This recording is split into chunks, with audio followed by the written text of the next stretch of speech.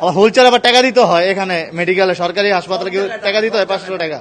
বলতেছে আমি নিচে থেকে গাড়ি নিয়ে আইছি, টুল গাড়ি, ঠিক আছে। আনার পরে আমার যে পর্যন্ত আমার বেড না পামু, ঠিক আছে, এ পর্যন্ত আমি টুল ছাড়বো না। কি করছে আলট্রাসাউন্ডটা করতে দেরি, হ্যাঁ টুলটা নিয়ে আরেক রুগী নিয়ে গেছে গা। এটা মানেটা কি? না এখন তো রুগী আমার ওখানে বসে নিছে, আমার প্রেগনেন্ট রুগী ওখানে এখনো আছে, এখন তারা বিচ্ছে আনলাম, তারা পাইতাছি না, টাকা দেয় নাকি এখন। হ্যাঁ 500 টাকা দাবি করছে, আমি জানি না, আমার বাড়ির কাছে 500 টাকা দাবি করছে। আবার হোলসেল আবার টাকা দিতে হয়, এখানে মেডিকেলে সরকারি হাসপাতালে টাকা দিতে হয় 500 টাকা। এটা মানেটা কি? সরকারি হাসপাতাল কিসের জন্য দিছে? আমাদের কাছে কোনো পয়সা নেই, আমরা এখানে আছি প্রেগনেন্ট রুগী নিয়ে।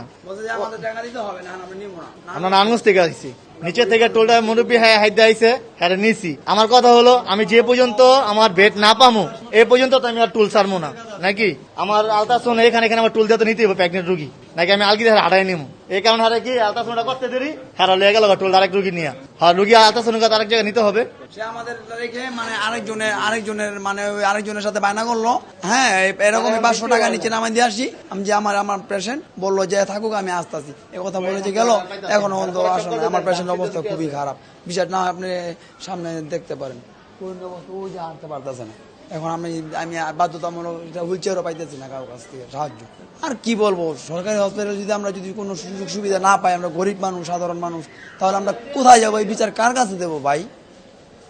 এর চেয়ে ভালো আমরা বিষ খেয়ে মরে যাই। আর আমগো মা বোন সব মাইরে লাগে এভাবে ফালায়া।